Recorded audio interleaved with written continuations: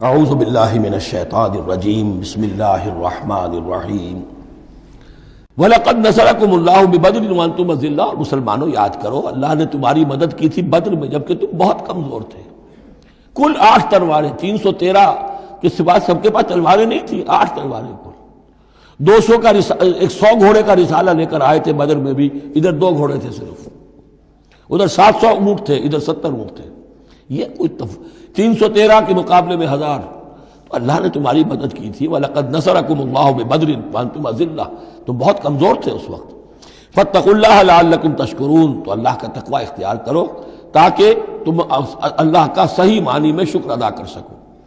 اِذْ تَقُولُ لِلْمُؤْمِنِينَ، اے نبی جبکہ آپ کہہ رہے تھے اہل ایمان سے، أَلَنْ يَكْفِيَكُمْ، کیا تمہارے لیے یہ کافی نہیں ہے، أَنْ يُمِدَّكُمْ رَبُّكُمْ بِثَلَاثَةِ آلَافٍ مِّنَ الْمَلَائِكَةِ مُنزَلِينَ، کہ اللہ تعالیٰ تمہاری مدد کرے 3000 فرشتوں سے کہ جو آئیں اترنے والے ہیں آسمان سے، یعنی 3000 کا لشکر آیا ہے۔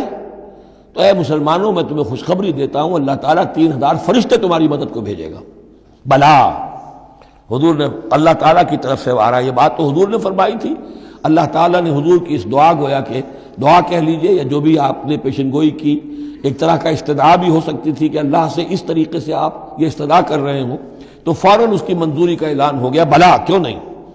ان تصبروا وتتقوا، مسلمانوں اگر تم صبر کرو گے اور تقوی کی روش پر رہو گے، وَيَأْتُوكُم مِّن فَوْرِهِمْ هَٰذَا، اور اگر وہ فوری طور پر تم پر حملہ آور ہو جائے دشمن، يُمْدِدْكُمْ رَبُّكُمْ بِخَمْسَةِ آلَافٍ، تو اللہ تو تمہاری مدد کرے گا تمہارا پروردگار 3000 نہیں 5000 فرشتوں کے ذریعے سے، مصوبین جو نشان زدہ گھوڑوں کے اوپر آئیں گے۔ لیکن اس کے ساتھ دیکھیے وَمَا جَعَلَهُ اللَّهُ إِلَّا بُشْرَىٰ لَكُمْ، لیکن یہ سب بھی اللہ تعالیٰ کی طرف سے ایک بشارت کے طور پر تمہیں بتا دیا گیا، وَلِتَطْمَئِنَّ قُلُوبُكُمْ بِهِ، اور تاکہ تمہارے دل مطمئن ہو جائیں۔ وَمَا النَّصْرُ إِلَّا مِنْ عِنْدِ اللَّهِ، مدد تو ہوتی ہی اللہ کی طرف سے ہے، فرشتوں کا بھیجنا بھی ضروری نہیں ہے، اللہ فرشتوں کو بھیجے بغیر مدد کر سکتا ہے، کن فیکون کی شان رکھتا ہے۔ لیکن تمہاری طبع بشری کے حوالے سے تمہیں یہ خبر دی گئی ہے کہ 3000 کی اگر دشمن سامنے ہے تو تمہیں 3 نہیں 5000، اگر وہ فوری طور پر آگے حملہ آور ہو گئے تو 5000 تمہیں فرشتے بھیج دیں گے۔ لِيَقْطَعَ طَرَفًا مِّنَ الَّذِينَ كَفَرُوا، یہ اللہ تعالیٰ چاہتا ہے کہ یہ کافروں کا ایک بازو کاٹ دے، اور یکبتہم، یا ان کو ذلیل کر دے، فینقلبوا خائبین، تاکہ پھر وہ لوٹ جائیں بہت ہی خائب و خاسر ہو کر، ناکام ہو کر۔ اب یہ گفتگو ذہن میں رکھیے، ترتیب جو ہے وہ نہیں ہے، پہلے جو ذکر ہو رہا ہے وہ تو آپ میدان جنگ میں پہنچ چکے تھے، یہ ذکر ہو رہا ہے اس سے پہلے کا، جب خبریں پہنچی ہوں گی کہ 3000 کا لشکر آ رہا ہے، اس وقت جو گفتگو ہوئی ہے۔ اب اس جنگ کے دوران جو بھی کچھ مسلمانوں سے خطائیں ہوئیں، غلطیاں ہوئیں، ان کی طرف بھی اشارہ ہے۔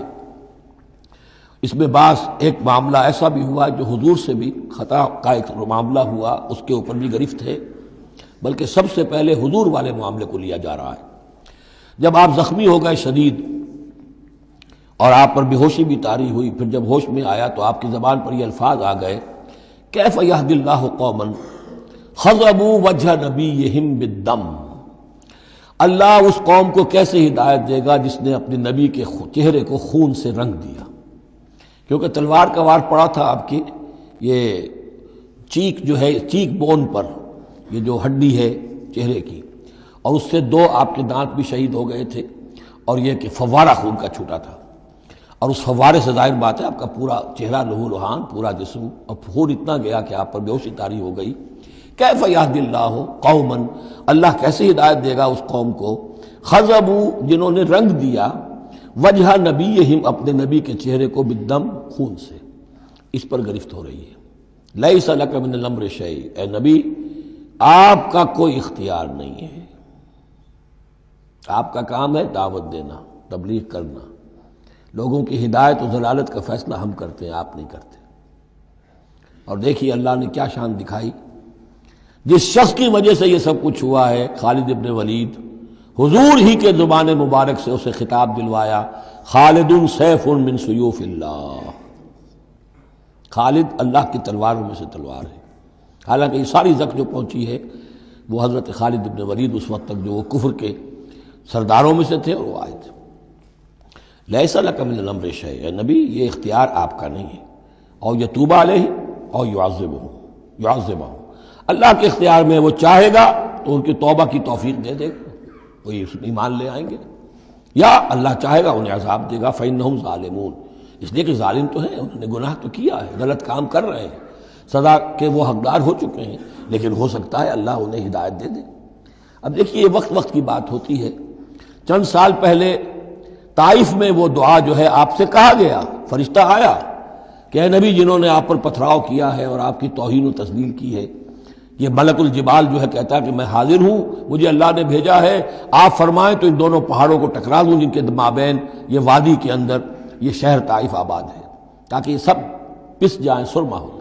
آپ نے فرمایا نہیں، کیا عجب کہ اللہ تعالیٰ ان کی آئندہ نسلوں کو ہدایت دے دے۔ لیکن اب یہ مرحلہ کچھ ایسا تھا کہ زبان مبارک سے وہ جملہ نکل گیا۔ یہ بھی ہو سکتا ہے کچھ چونکہ بے ہوشی سے ایک دم اٹھے ہیں تو اس وقت شاید پوری طریقے سے آپ جو ہے پوری طرح اپنے حواس جو ہے ابھی بحال نہیں ہوئے تھے اور یہ الفاظ نکل گئے۔ لیکن اللہ تعالیٰ کا معاملہ یہ الرب رب وإن تنزل والعبد عبد وإن ترقى، بندہ بندہ ہی رہتا ہے چاہے کتنا ہی بلند ہو جائے، اور رب رب ہی ہے چاہے کتنا ہی نزول فرما لے۔ اب تو وہ وقت ہے نا، رات کا پچھلا پہر شروع ہو رہا ہے نا، اللہ تعالیٰ سمائے دنیا تک نازل ہوں گے، اور شب معراج میں حضور 7ویں آسمان پر چلے گئے۔